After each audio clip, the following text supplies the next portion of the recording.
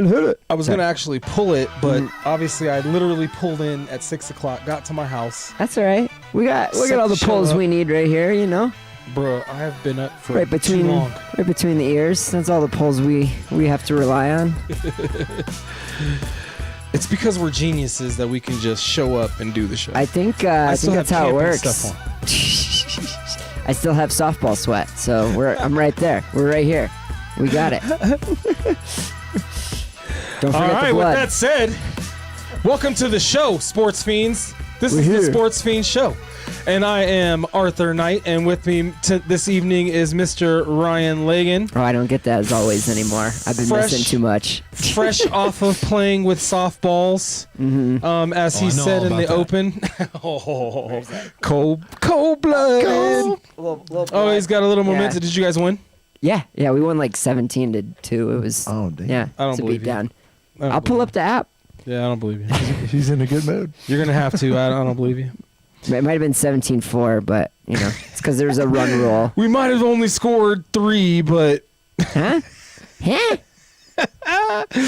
All right, Sports Fiends. Again, welcome to the show. I am Arthur Knight. And we're... This guy really brought it up. I got you. I don't really care.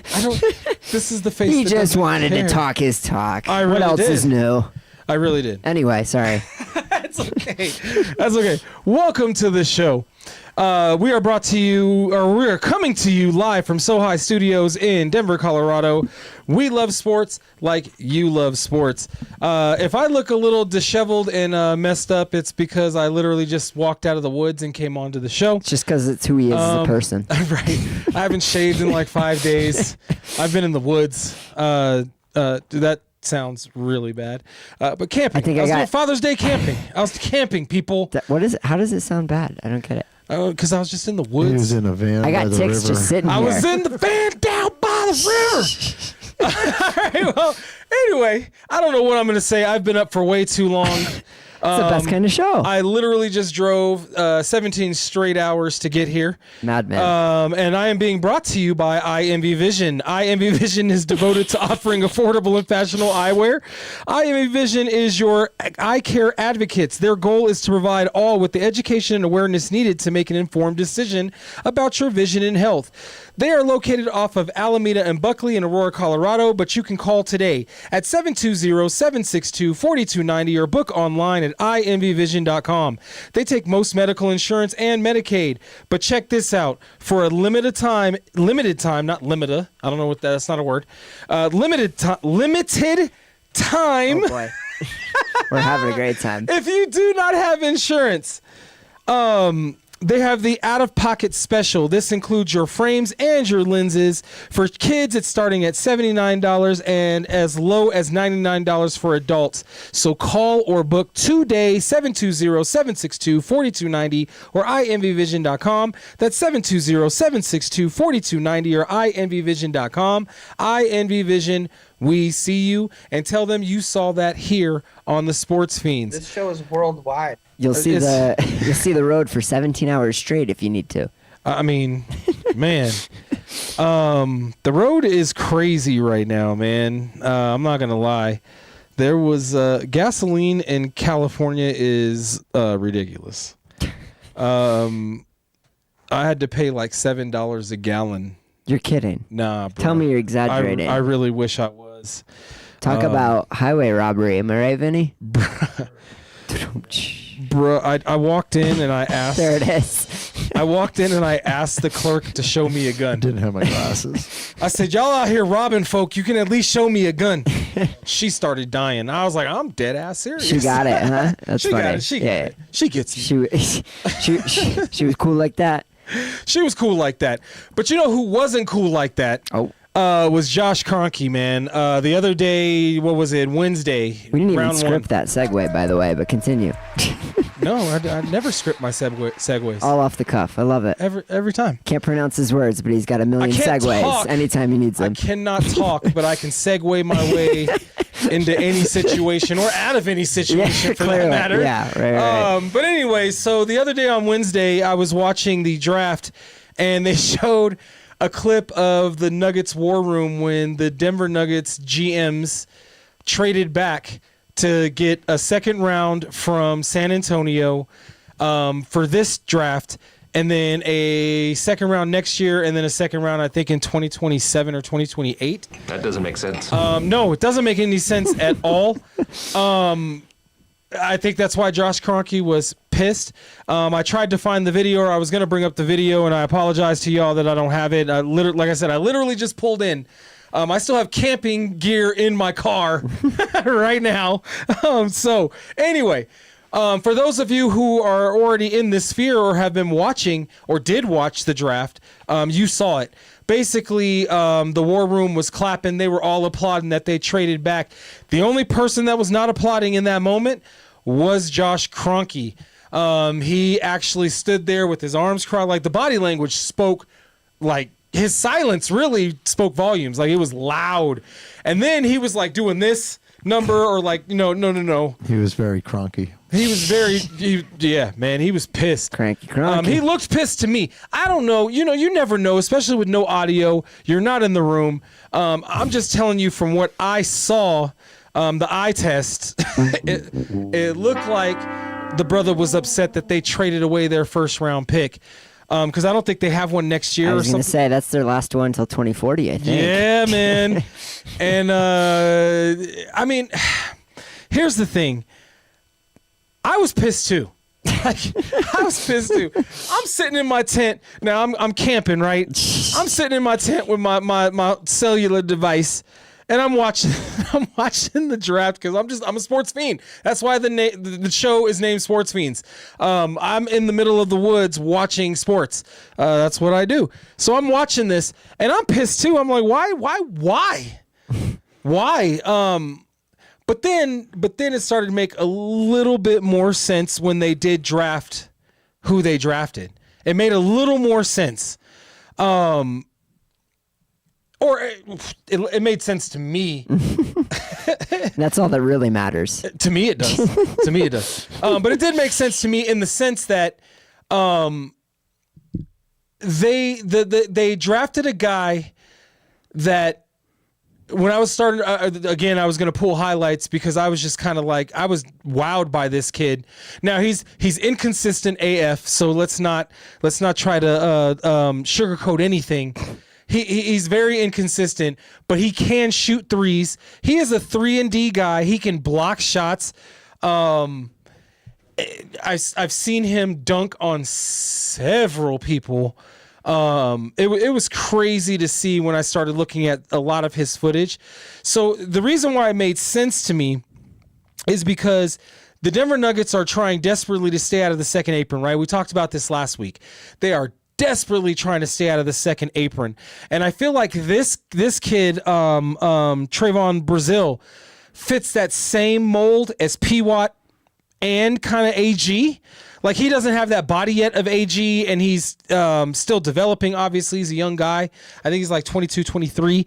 So he's still coming into his grown man body, but eventually he could end up looking like AG. So, all right, so they picked twice in the second round. So you're talking about Trevon Brazile right now. Is their that first right? pick. Yeah, yes, okay. their Got it. quote-unquote first-round pick.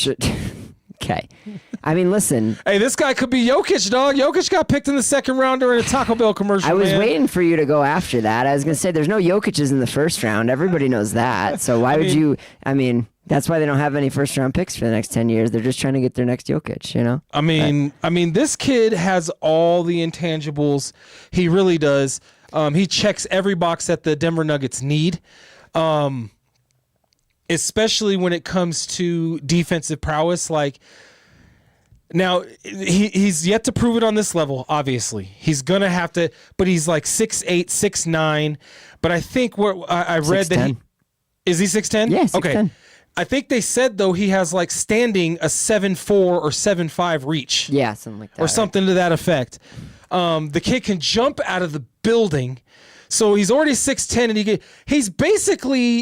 he's not as good as a shooter as MPJ. Let's say that outright. He's not that good of a shooter as MPJ, but he's that size. He's that type, that body type of player, but plays defense, rebounds, and is going to be your 3-and-D wing guy, right? I like the pick. I don't like the fact that they traded back. I think they still could have gotten this guy. Where they picked their I can't even remember who they picked in the second because I was so enamored with Brazile. Like I was like looking at all of the highlights, man. I really wish I had a chance to pull him. Bryce Hopkins was their other pick Hopkins, from yes. St. John's. And he's a guard, right? No, he's a forward as well. So he's, they picked two forwards. 6'7", 230, yeah. So they're going with forwards. That means that probably Cam Johnson is gone. That could be AG, might be. I hate saying that, but it could be. I think the thing that stood out the most to me about these two picks is they went for two 23-year-olds. So they went for guys that played 4 years. Yeah, guys that they think can, I'm assuming they're not looking at either of these guys as a all-star level ceiling. I'm thinking they were hoping to get guys on affordable contracts that they could at least plug in for 10 or 15 minutes a game and have a reliable skill set, right? Both of them are not elite shooters, but they, if you leave them open, they can knock down threes, so you can't cheat off of them in the offense, right? Both of them have the physical tools to be at least average defenders and not liabilities on that side of the ball. So the biggest thing is they added cheap minutes, really, and it gives them, some flexibility for how they want to approach the roster build for the rest of this offseason. To me, it feels like, this. It doesn't, obviously they're separate transactions, making second round draft picks from making trades, but it gives you the impression that they wanted the flexibility to be able to consider a lot of different trade options this offseason and still not have to worry about being able to fill up their roster without going over these aprons. Now they've got these, older draft picks that, are going to be cheap for a while that they can, plug and play as they're filling all these little holes essentially. Right. So so it was actually a 7'4" wingspan. He's 6'10". Yeah. 7'4" wingspan. Yeah. But what jumped out at me is standing reach is 9'1". That's some shot blocking ability right there. Yeah, man. they need that for sure. They need that. Hopkins is going to be more of a wing defender. He's 6'7" and about the same weight as Brazile, but Right. Brazile will be able to get more. I mean, he's got to bulk up. He's 6'10" and he's 230. So, he's got to hit the gym a little bit, which most guys can do when they go from, college to being a full-time pro. But here's the thing to your point about the Nuggets drafting guys that are drafted two guys that were 4 years. That's the same thing they did. Like every single person that they've drafted except for PWat has been a 3-4 year guy. Brown, 3-4 year guy, right? Yeah. Well, it's not a rebuilding team, right? You draft 18, 19-year-olds when, you've got a runway for them to develop under and get minutes before they're, at their best version of themselves. You're drafting them for their ceiling, right? The ceiling on a 23-year-old is much lower. The book is much more written on them, but it also means the floor is higher. And so, when you've got Jokic, what's Jokic, 29 now? Something like that? Yep, about to be 30. The window that Jokic is in, you can't wait 4 years for these guys to get their feet under them. You gotta get them out there. The window's open now. Right. The window's open now, and as you said, he's a fifth-year senior at Arkansas at 23 years old. Yeah. Averaged 13 points, 7.3 rebounds, 1.5 steals. So this guy is a defensive guy, and 1.6 blocks per game, while shooting 52.5% from the field. And 34.1 from 3-point. That's Brazile. Yeah. Right. I'm gonna. What was it? Do you have the stats for the other cat they drafted? Yeah, I can pull those up. I just don't think he's gonna get any time. But this Brazile cat, I think, is going to. They traded up to get him. Brazile, Hopkins at St. John's averaged 14, 6, and 2. Okay. Shot 36% from 3 on a few attempts a game. And then the year before at Providence, he averaged 17, 8, and 3. In the same conference. He just had a little bit less minutes and less usage at Those are solid numbers, though. Yeah. Those are solid numbers. I'm okay with those. It passes the Arthur. It passes the smell test. Yeah, okay. Passes the smell test. That might just be my softball sweat. Sorry. Well, I mean, I've been camping, so That's fair. I probably smell extremely purdy now. I never can smell anything very well, so that probably is working in my favor right now. It is but what it is. yeah. It is what it is. Anyway. We're not, yeah. Before we go too far down that rabbit hole. I'm not going down that rabbit hole at all. Yeah. SI.com has given the Denver Nuggets on Brazile an A- for drafting him where they drafted him. Yeah, but is this that site that had the Cowboys as like the fifth, highest favorite to win the Super Bowl or something? That was a different site. All right. I just got to check. And that was a creditable site. That wasn't just SI's a creditable site too. Yeah, no, they are. They are. Yeah. I got to tell you though, as a UConn fan, the level of heartbreak when I get the first push notification that Terrace Reed is coming to Denver, and then the second push notification that Terrace Reed is traded to San Antonio.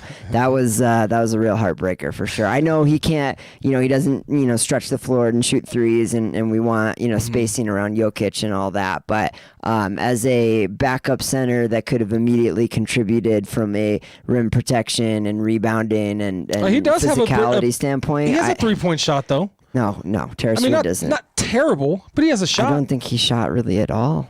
Really? Terrace I could Reed. have swore that he had it wasn't great, but it was like in the low 30. No. If he did, it was because he shot, 3 half-court attempts at the buzzer and he made one of them. I don't think he ever really shot them. Fair enough. Let me see. We have the internet. We have technology. We do. And I think the Nuggets have that option with Valanciunas.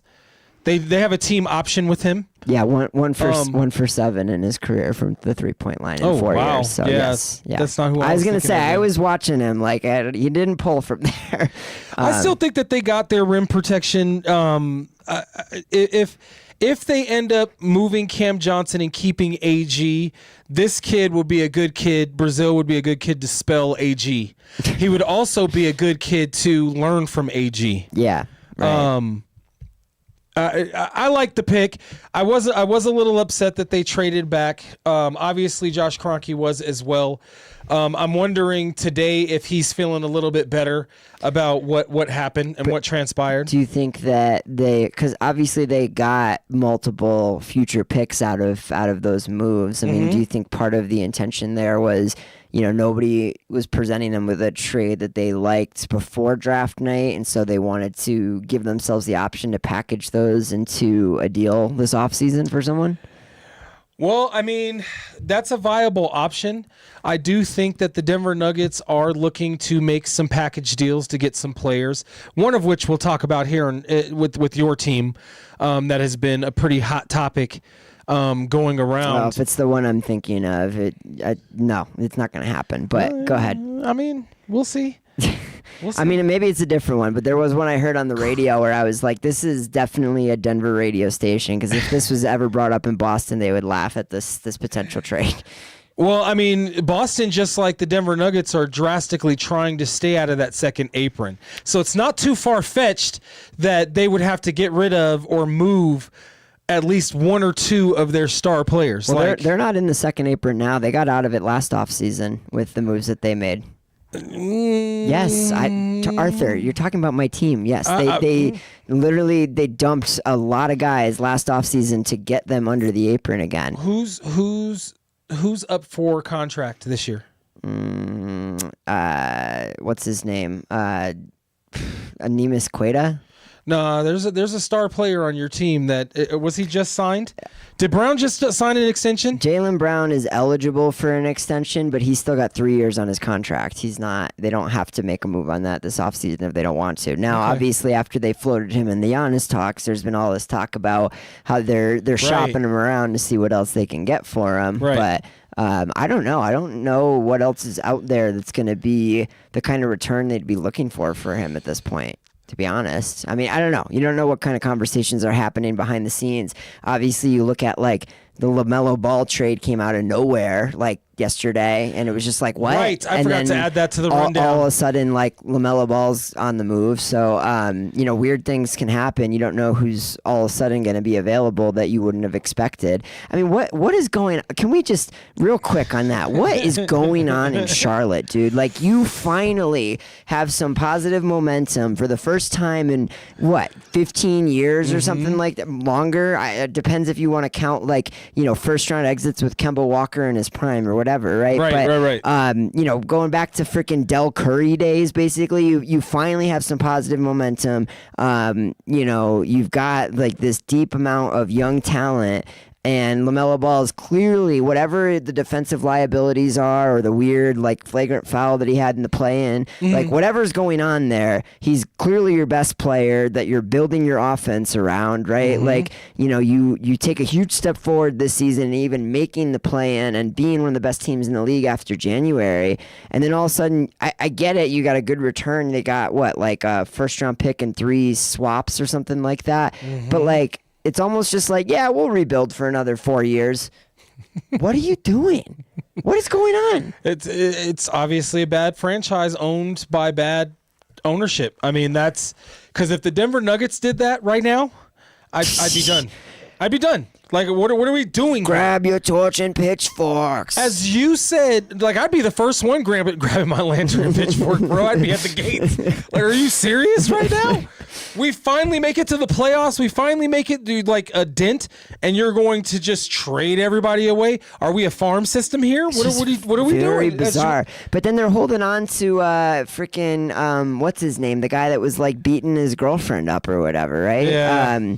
Well, that's because they could probably cut him based upon those things. They're still paying him like $25 million a year or something, dude. Yeah, they might. With that, there's things that are they could. Okay, there's things that there's exceptions in the NBA that they may be able to cut him without and get some of that money recouped. Well, it was a couple off seasons ago now, so like whatever the charges were, I can't remember, either beat it or it wasn't enough to get him significant jail time. Well, then what and are we talking about? They just brought him back. Well, he's it can't be good for the locker room when you got whatever. I don't know. Yeah, okay, whatever. But yeah, point being, like, obviously, like, you don't know, like, when you shake everything around, what's going to fall out of the cabinet with the NBA in this day and age, especially. Do you really think Boston is going to stand pat with the team they have? Like, you don't think they're going to make any trades whatsoever? No, I definitely think they're going to make some kind of moves. I just don't. Again, you think about how close they were to the Giannis trade, right? Mm-hmm. The idea that you trade 2 first-round picks and Jaylen Brown for Giannis Antetokounmpo, and that was it sounds like, from what I've read, it would have gotten across the finish line if they had thrown, what's his name? Hugo. I always want to say Hugo Chavez. Hugo something or other, the Spanish kid that we drafted in the first round last year. His shot is a work in progress, but he had some big moments for us in spots this past season. And Milwaukee, it sounds like, was basically like, yeah, throw Hugo in there and we'll do it. And Boston was like, not going to budge on that, right? So that's how they value Jaylen Brown. So you think about, obviously, the caliber of player Giannis is and who's in that stratosphere. Mm-hmm. Pretty much nobody else is moving this offseason other than maybe Kawhi, but Kawhi is much later in his career than Giannis is, and more like just as expensive, whatever, right? Giannis has had some issues the past couple of years though too with injuries. Sure, but the thought is the thought is he's 31, like he should hopefully have a couple good years left, even if it's he's not as effective at age 41 as LeBron is or something like that, right? Right.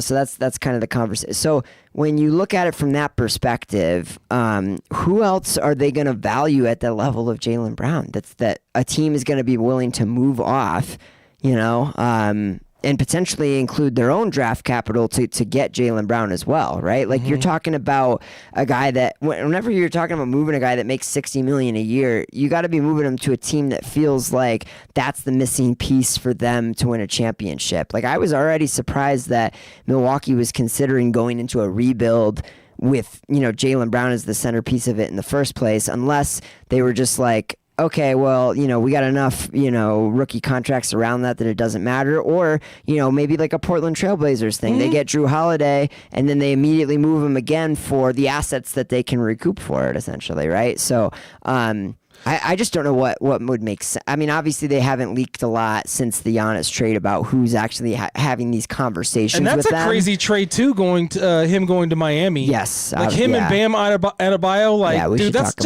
not fair. That's not fair. Yeah, they gave up some significant depth in that trade for sure. They did. I mean, obviously, they did, but they've got good coaching. They've got good coaching. Yeah. And when you have good coaching, you can put pieces around those two. Sure. I'm sorry. I was eaten alive by mosquitoes, but not in the. I'm over here just like itching my leg. But it's crazy. Just a quick anecdotal story. Like, I've been in the woods for 4 days, no mosquito bites. Get home, unpacking the car, like getting out of the car. I have 5 of them on my legs now. That's like, funny. Weird. Yeah. Anyway, and one here, like it seems. Anyway, the reason why I bring it up is because both contracts, you mentioned it, Tatum's is 58, a little over 58, right? And then 62 next year, right? Yep. And then Brown's. Same vicinity. It's in the vicinity. Maybe a couple mil less for less. His all at NBAs. 57, Yeah, 57, right. and then 61 next year. Yeah, right. But he's got a little more age than Tatum, right? He's like a year. more? He's like a year or two older. Yeah. Yeah. So that's still like what I'm saying by they're 28, trying to get right? at. 29 maybe. So Brown is 30. Oh, he is 30 now. Wow. Brown is 30, and Tatum Well, I can't tell. is 28. Yeah, that makes sense. So 2 Okay. years. Yep. 2 years. Here's the thing: like those two salaries combined will create Captain Planet. No, I'm just kidding. You're gonna have issues putting another third piece.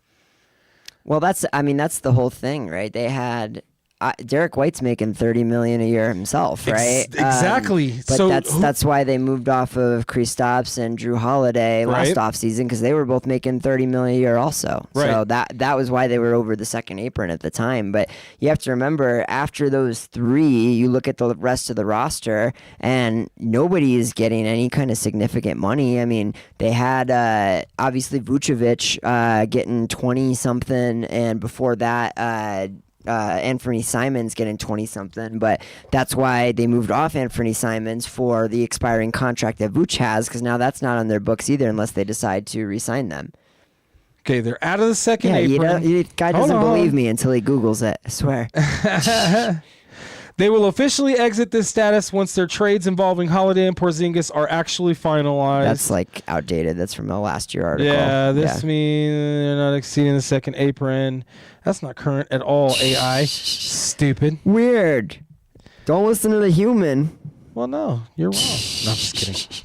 The AI is obviously old news. And I asked Google. I didn't even really ask an AI summary. Yeah. Yeah, they're at, what are they at? 190 right now in the books for next year total. But again, oh, okay. Actually, no, it's 180 because of Vucevic. So, yeah, again, 60 each for Tatum and Brown, 30 for Derek White. And then after that, your next contract is Sam Hauser getting 10 a year, Peyton Pritchard on the best deal in the NBA getting 8 a year. Everyone else is under $3 million a year. But you still have some roster spots that you need to fill, right? You fill it with G League players if you have to. I mean, again, this is the thing, right? Like when you have multiple max contract players, like all of a sudden you get a very, very little flexibility after that, right? Unless you're willing to go over the apron, which is, like GM suicide, essentially.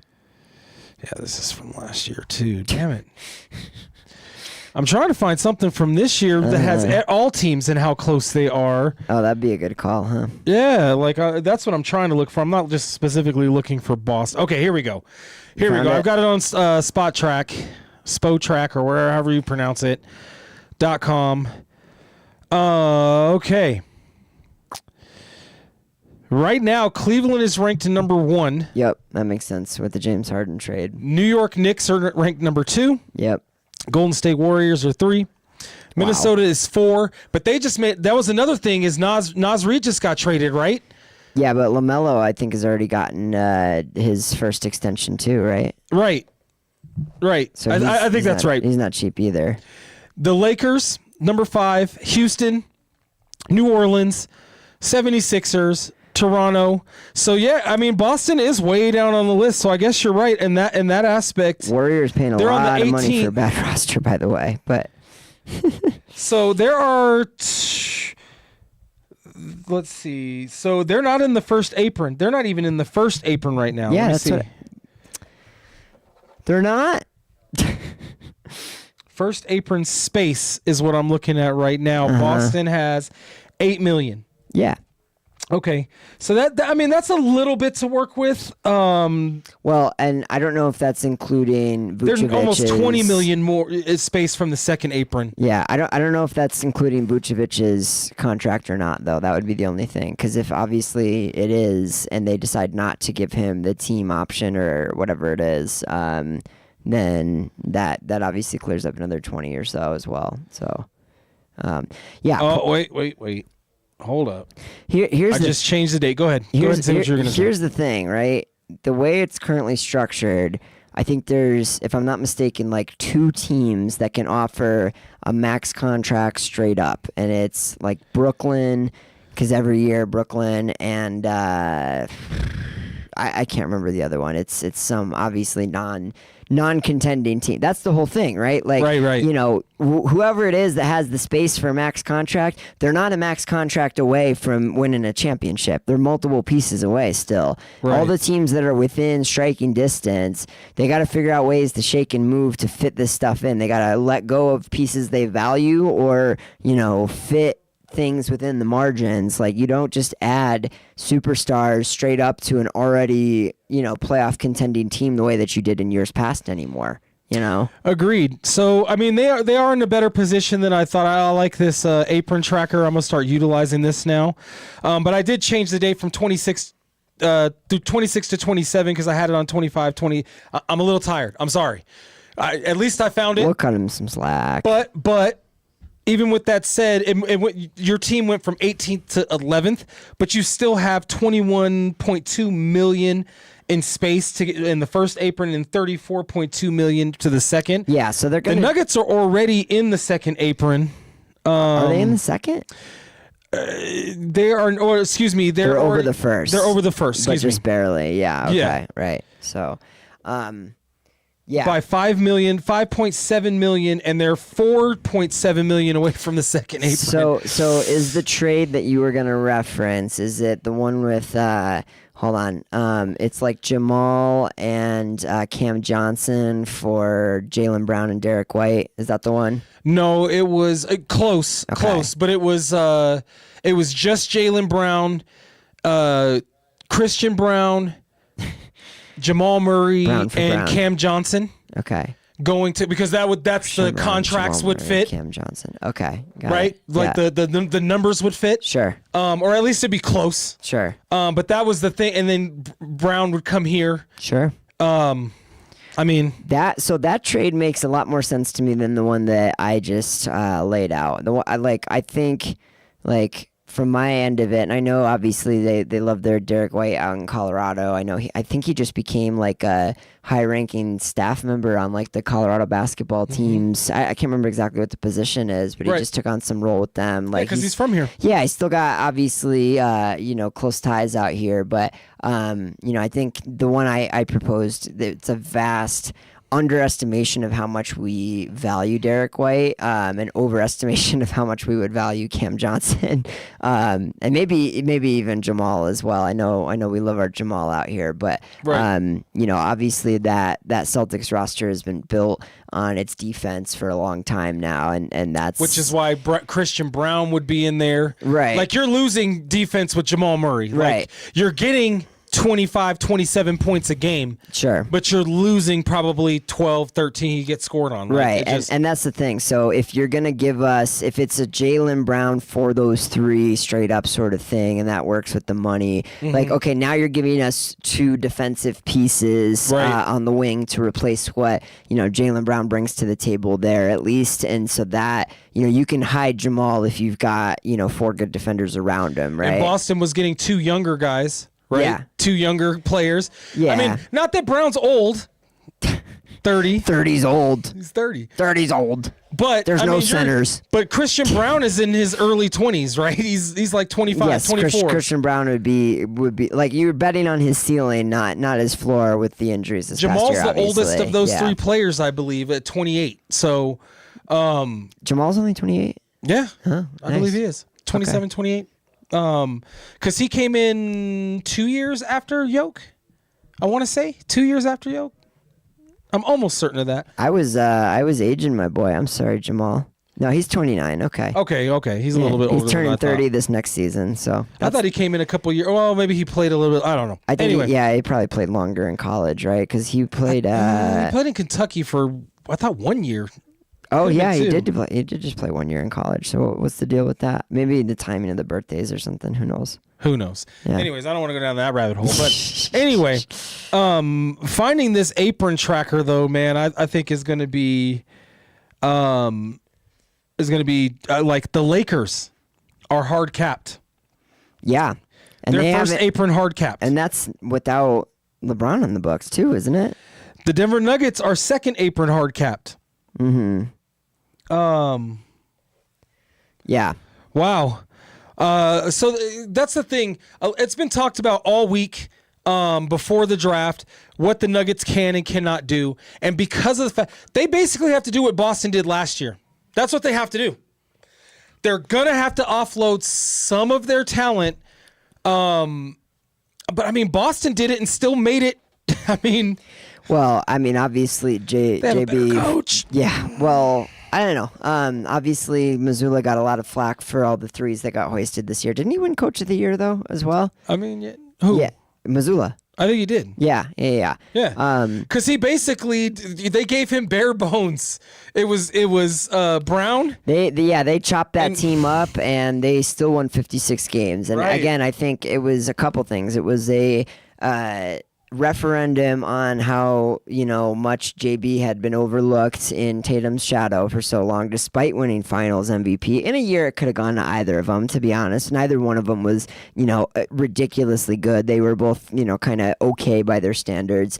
Right. And then obviously we've talked about the leaps forward that Kata and Pritchard both took this past year. I don't think you can overlook those pieces of it. Derek White had an okay season by his standards. He didn't play as good as I thought he would with the I think he established hey, the amount of volume that I get when JB and JT are both healthy is the right amount of volume for me. You start giving me more than that, and I'm going to get less efficient, basically. Right. But because of and those, that'd be fair. Because of those, and that's fine. Because what he gives us with those two in is amazing. Still, it's obviously it's been part of a championship squad, right? But the steps forward that the other three took and the job Missoula did obviously was able to bridge it. So then, you want to look at the Nuggets situation by comparison. The question becomes, which contracts do you offload? What pieces do you use to fill the void? And then who can you reasonably expect to take those kinds of steps forward to allow you to have a comparable, kind of upstart season when it's supposed to be a gap year, so to speak, right? Right. But you one of the big differences is I think with the Celtics it was okay, the gap year is because of Tatum's Achilles, and we know he's coming back next year and hopefully be the same version of himself. We haven't really seen contending teams do a financial gap year just for the sake of getting under the salary cap, getting the roster flexibility back, and then basically taking a healthy year off in their stars prime just for the sake of retooling the next year. We haven't seen a team do that yet, right? So that's going to be the interesting thing is there a pathway for the Nuggets to do something like that? Do they need to find just a different way to push more chips in the table than they already have? Because I don't think anyone's sitting around Denver going, well, we just got to go full rebuild at this point. Like, that's not an option when Jokic is 29, All right, so let's circle back because you brought it up. And I did mean to add this to the rundown. Again, I'm literally making this rundown as I'm driving down the mountain. So I forgot call it about a drive this. down next time, right? Fair enough. Okay. So what are the Timberwolves doing, right? What are they building? They got rid of two, like Naz Reid. You traded Naz Reid after you traded what's his name? Nikhil Alexander Walker? No. Their other power forward. Why can't Julius Randle? Julius Randle. So you traded both of them? You traded one of the 6 man of the year. Yeah, it was two or 3 years ago. But Naz Reid was one of the major reasons you beat the Denver Nuggets. Good player, man. What are they doing?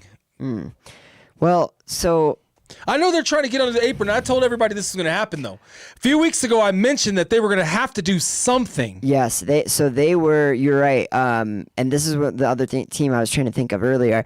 They were one of the teams with the Cavs that was over the second apron. So I think obviously, like, from the perspective of the Julius Randle trade, of course they don't get any better with that trade. That's purely for financial reasons. Now, with the LaMelo Ball trade, right? Like, there's the age-old adage, like, the team that gets the best, piece or the best player in the trade wins the trade, full stop, no matter what else is included in it, right? And Naz Reid is not a starter. I mean, he could be on another team, but Naz Reid is a very good player, but LaMelo Ball is clearly head and shoulders the best player in this trade. So you can't say that they didn't get better. Now, yes, of course, you want to get better, you got to give up draft capital, right? But a lot of the draft capital they gave up was pick swaps, right? And so picks that weren't theirs anyway. Well, right? I don't know whose picks they were, but I know when you're talking about swaps, right? Obviously if it's a pick that you owned, and your thought is, we have Ant Edwards, we have LaMelo Ball, they're both very at the younger end of their primes, right? We expect to be contending for the next 5+ years. We're not expecting those to be top 10 picks, right? Right. And they might be because of the things that we're doing about tanking or whatever that is giving everybody a shot at drafting number 1 now, right? But the likelihood that those are back end of the first round kind of picks that they don't want to end up swapping anyway, and then you don't lose any value because of it. That's, I think, part of the Wolves' thought process in making a trade like this. Obviously, yeah, you're emptying the coffers for sure. You're going all in, which is what they've been trying to do already, why they were over the second apron in the first place. But it's the same conversation that we're having over here with Jokic, right? They're looking at Ant Edwards going, how often do you get an Ant Edwards at this stage in his career? Like, if you got a lever to pull, you pull it, No doubt. And I agree with that. Here's the thing. And you have a great basketball mind, so I'm asking you directly, like, can this LaMelo Ball and Anthony Edwards duo work? Like, how is that going to work? I don't personally think they're both ball dominant, right? Both point guards. So who moves to the 2? Ant does. I mean, Ant is, I think, he can play the point, but I think Ant is at his best off the ball as like a combo guard, to be honest with you. Agree. So I think that's the obvious answer is letting LaMelo, initiate the offense. And then obviously, if you got a one-on-one ISO situation at the end of the game, it's still going to Ant, of course, right? But you put those two in a pick and roll together, or even, put, Ant coming off off the baseline. I mean, he's going to get some lobs from LaMelo for sure. Well, I tell you this, brother. They just got rid of a lot of their size that helped them win against the Nuggets. And they've gotten smaller now. Sure. They're smaller now. Yeah. Yes, the numbers work, but they've gotten smaller now. It seems like Minnesota has put all of their chips in thinking that they're going to win. with what they already have around. Sure. Because I mean, they threw in a Josh Green, but man, they gave up Naz Reid, 6th man of the year, 2033 unprotected first round pick, Yeah. for LaMelo Ball. 3 first-round pick swaps, 28, 29, and 30. Yeah. And 3 second-round picks, 29, 32, and 33. Yeah. Well, again, I don't know if LaMelo was worth all of that, though. I mean, again, here's the thing. Those pick swaps, I think the Wolves expect to be a better team than the Hornets through the year 2030 at this point. I think they're looking at those as moot points, right? The second round pick in the NBA is basically like, a lottery ticket. Like they threw in 3 freaking Powerball tickets on that end of it. Right. The real value they're getting on this trade, obviously in the immediate, if they want to be competitive in the immediate sense, Naz Reid is still going to be a reliable part of that rotation. And then I think, they're looking at Minnesota's roster and going, yeah, by the year 2033, they're going to have to tear it all down. And that might be a top 5 kind of pick for us. Like that's the gem in this trade for Charlotte. But again, that's the part that is boggling my mind because it's like, you're there. You're ready to take the next step. Why are you trading away your franchise centerpiece for what you think, and who knows what's going to happen, but you think it's going to be, this gem of a pick in 7 years. What are we doing? Here's the thing about the pick swaps too, with the unpredictability of this new rules of the lottery. Sure. That changes things too. Yeah, sure. That's I understood, definitely. But again, unless you're talking about going into a full tank, even you're not talking about doing that, right? Both of these teams are trying to be competitive for the next 5 years on paper anyway, right? Who knows what the Hornets are thinking now? But if the Wolves are competitive, again, you're talking about buying a lottery ticket if you think that's going to be a valuable swap, really. I mean, even if it's 5 spots or something like that, it's not a whole lot of value. Like those first round pick swaps are valuable when you're talking about, 15 spots up in the draft or something that you would have to package a full, first rounder on its own to do in another scenario, right? And if you're not seeing that kind of drop off from Minnesota in that time frame, where's the value in those? I don't know. No, I mean, I completely agree. That's why I was asking. Like it just, Yeah, and on the size thing for Minnesota, obviously they're putting their money in that.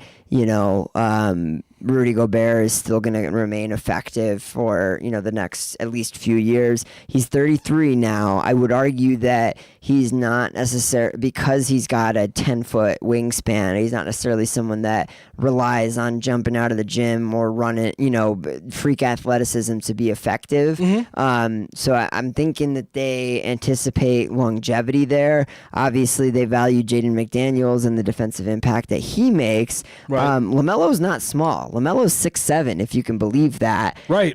The whole thing is that the dude's 180, right? So you can bully him. He's got an ugly shot, though, man. They gotta. It goes in. It's not as ugly as his brother. They gotta get him in. That is facts. They gotta get him in the gym though, and bulk up if they want to remain the defensive stalwart kind of team that they've been over the past few years. To your point, and not take a big step back in that space because Mike Conley is 38. Like he's not. His days of being a big contributor in that rotation we've already seen in the past year are behind him, right?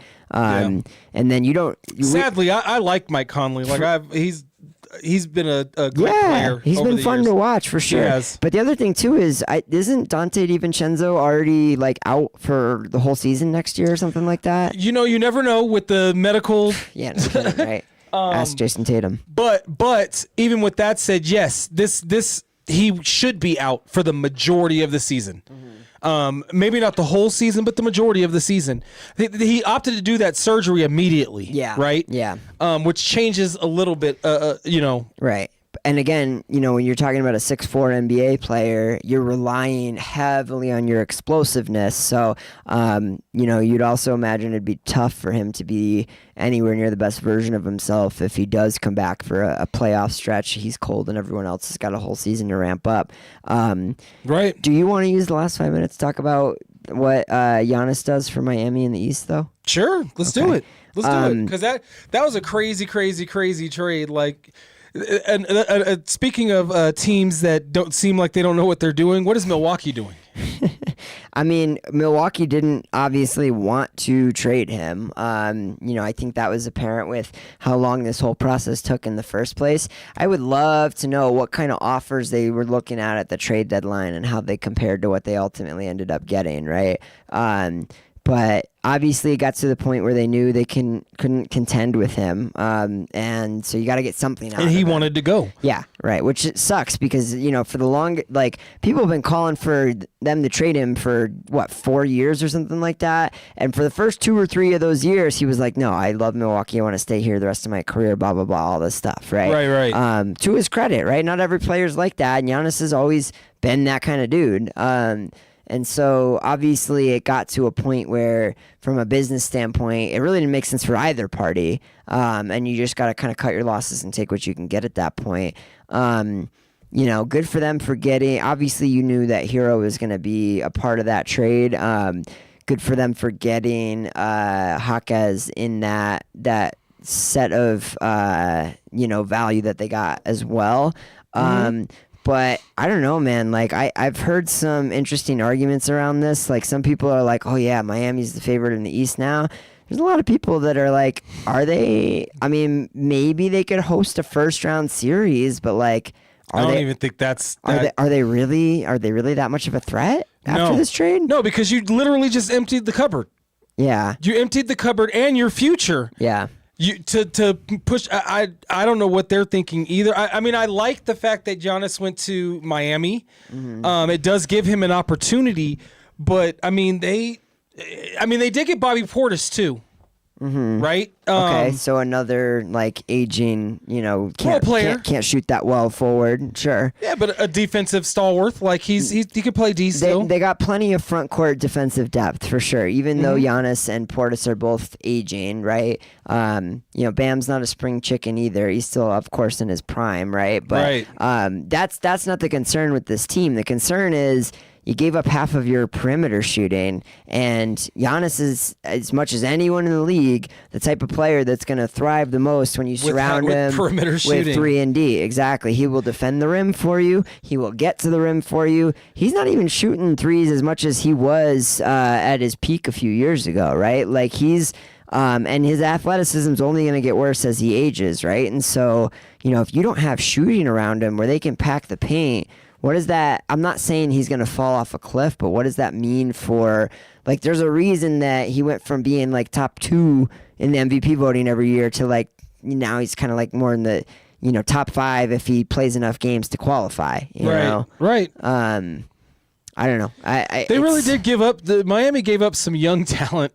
Tyler Hero is not the youngest guy, but Khalil Ware,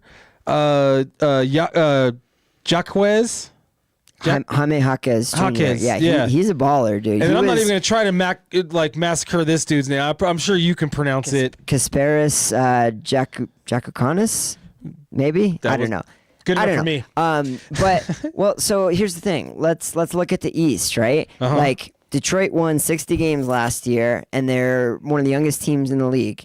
They're only going to get... I know they just made that move for... who did they move? Jalen Stewart, right? Or I think so.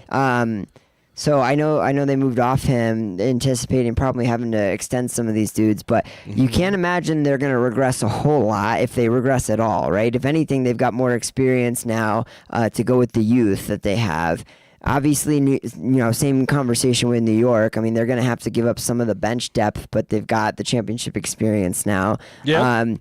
A lot of question marks with Boston and what they will look like on day one of the season still, but you can't imagine that they're gonna not be a 50-win team. They always find a way to be a 50-win team. They're well coached, and they're gonna go into the season with some level of depth, right? Right. Obviously, Cleveland believes in what they have over there. They were somewhat close this year. The Bucks basically hit a reset button. I mean, yeah, the Bucks hit a reset button. Toronto's always sneaky, tough. Atlanta's the only team that really challenged New York in the playoffs. The East is sneaky good now. Like the East used to be like there was like 3 teams that were really, really good, and then everybody else was but now I'd say 1 through 6 is pretty tough. Do you think it's just like a balance of power with the payroll stuff? Because it doesn't. It feels I've said it on this show. That's what it is. The NBA has created that. They've manufactured it. I'm not saying like it's like a WWE type manufacturing, but like putting things in place in order to ensure that teams can't just pay for a championship. Right. Like you're going to actually have to home grow your guys and somehow bring in talent. Right. Yeah. You're going to have to figure out a way to do both. Like, I'm not saying you're going into the season with, like obviously there's still a short list of people that are championship favorites, so to speak, but you can't tell me you're not going into the season with about 20 teams now that have a reasonable ceiling of winning 1 to 2 playoff series or better, right? Like, that's crazy. 20 teams? Bruh. Boston, New York. I want to throw Philly in there, but no. Detroit, Cleveland, Toronto. Indiana was missing their best player. That's true. They're going to be a lot better next year, right too. back next year. Right. Atlanta's up and coming. Orlando's good. They just got a new coach, but Orlando was good. Charlotte, if they don't ship out the rest of the roster. And then Miami just got a new piece. Right, yeah. So the East just got interesting. Chicago's got a new coach and young talent, and they're always, all potential. Obviously, Washington's got Trae Young and Anthony Davis now, and another, top pick on the team. Like, so I'm not saying, Quick side note, just quick question. Yeah. Because I can't remember who I was talking. There was a Boston fan where I was camping, and he was talking about Boston getting AD, trying to get AD. How would you feel about that? No, thanks. Well, I'm going to pay. I agree with you. I'm going to pay. I was arguing. I was like, dude, I'm not even a Boston fan, but I'm going to argue for your team really quick that you don't need AD. I'm going to pay a guy $40 million to sit on the bench in a suit for an entire season and, clap every once in a while. Like, he doesn't give the effort that Boston would get. I wouldn't want him on the Nuggets either. It's not even about the effort. I mean, it is for me. The guy's got, whatever, like, he can't stay healthy. He's never since the beginning of the Laker days. When's the last time that he's played even 60 games? He had some injuries in New Orleans too. No, I know he did, but I'm saying like he had a couple like healthy seasons mixed in there, right? Like I get it. When he plays, he gives you at the minimum like 20, 10, and 3, if not better. Okay, fine. When he wants to. Right. That's what I mean by the effort. When he wants to, you get that. When he wants to. It's kind of like DeAndre Ayton. Yeah. When he wants to, he can get you 15 and 12. Okay, so listen to this. The 2023-2024 season, he played 76 games, right? Outside of that, the last time that he played more than 62 games was 2018, dude. What are we talking about here? Yeah. So I know we're overtime. I'm sorry, but no, we're not overtime. Oh, okay. We got 5 minutes. Oh, that's what he was saying. I thought you were giving me the hook. Yeah. No. I was talking to Vinny. Sorry. Oh, okay. I was talking to Vinny. But so that's what I'm saying. So you're gonna pay a guy. I meant to do this. I'm doing this. I meant to do this.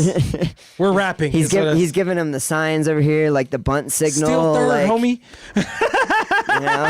What are you walking like an Egyptian? Exactly. Man, you guys could go as long as you want, man. Thanks, Vinny. Vinny, I love you, brother. I love you, but I don't know if you can see my eyes. They're pretty bloodshot, and that's not from marijuana. We gotta get this dude to sleep. I need to make it home. Because I still have like 40 minute drive home. So or not 30, like effect? 20 minutes. Okay. Anyway. So the East has snuck up, and I do think that you hit the nail right on the head, and we've been bringing it up on this show for weeks now. The NBA has created a way that teams have to actually, like the Lakers can't buy championships anymore. Doesn't matter how deep your pockets are right now. Mm-hmm. You have to be able to draft and bring in talent, because if you go into that second apron, man. Look at Minnesota this year and Boston last year. Mm-hmm. Even buyers are still sellers now, right? They're in a championship window. They're actively trying to win, and they have to still actively get worse for the long-term get betterment better. of the team, right? To get It's better, like, they have to get worse. it's crazy. It's crazy. But, I mean, I get it and appreciate the parody to I some told extent. people that Yeah. this was coming. OKC, 2 more years, at least 2 years, I'd say. They're gonna have to cut the fat. Like, Yeah, they might even have to do it next year. They've already started doing a little bit, right? They Yeah. shipped off what's his name for a couple second rounders this offseason. Guy that fell out of the rotation there, Aaron Wiggins, right? Oh, Wiggins, yeah. And somebody else too, I think. Yeah. So Yeah, but I mean that's the parody is set. I love it personally. I like the fact that my team has a shot every year. That is something that as a Denver fan, especially with basketball, has never had. It almost seemed like the Denver Nuggets were like the Colorado Rockies. We were like the farm system for the rest of the league. We'd build them up and then ship them off somewhere else, right, to win a championship, or to be their star players that they turn out to be.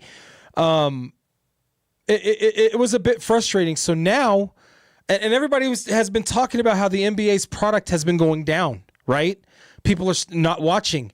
Well, who's everybody? I thought the ratings kept going up. No. No, man. The past 2 or 3 years, maybe even at 5 years, it was declining. Like the viewership was declining. Interesting. It only picked up in the playoffs. It's the flopping. Well, it's the flopping. And the It's season's the too fact that long. the season's 82 Yeah, games. Right. But what did they do? They created an in-season tournament. That helped. Yeah. That has helped. Even though a lot of people have thought that was dumb as hell, it's helped. Yeah. It has helped. I've even gotten interested. I thought it was dumb as hell. I thought it was dumb. I was like, why? Why are you doing this in the middle of a season? But it's interesting. It's actually interesting. I liked it. There's yeah. a lot of different things that the NBA is implementing now that has generated a buzz, and I love it. Now if they can just get in control of this flopping crap. Yeah, more hockey rules. Yeah, the way Adam You want Silver them to fight on the court The way- and then sit for 5 minutes? Yeah, penalties. the way and Adam shit. Silver's Yeah, let's talking, go. he's gonna put a 4-point line in before he starts really taking on flopping. To be honest, I mean, it does you know, sound that way. Yeah. But then it's going to turn into the. You remember back in the day when they had the celebrity game during the NBA All-Star They break? still do that. Yeah. No. But they used to have it to where you could shoot it for. I don't know if they do because I The don't watch the 4-point All-Star. line. Yeah. Well, yeah. it's not the line. There was like circles that they had to shoot it from. And if you shot it from yeah, there, yeah, right. you know, right, yeah. that's what it seems we like. Can't, yeah, we got to control the gimmickiness Like, a come little on now. bit, right? Come yep. on now. Yep. They already Um, got, that's in baseball. Banana ball.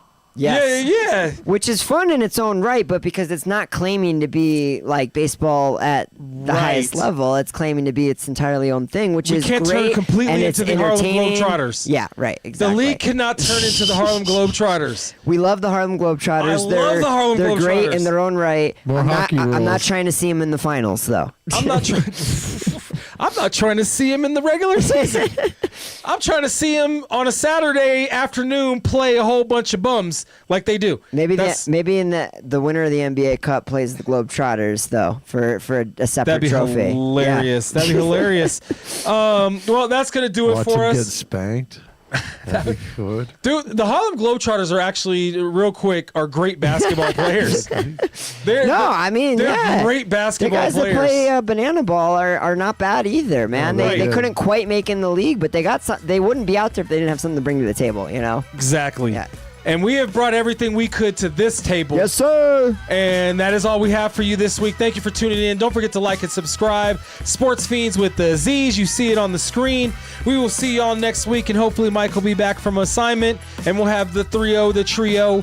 3-0, is that a thing? It is now. 303, baby. Hey, we'll see y'all next Let's week. go. Peace. No, you didn't.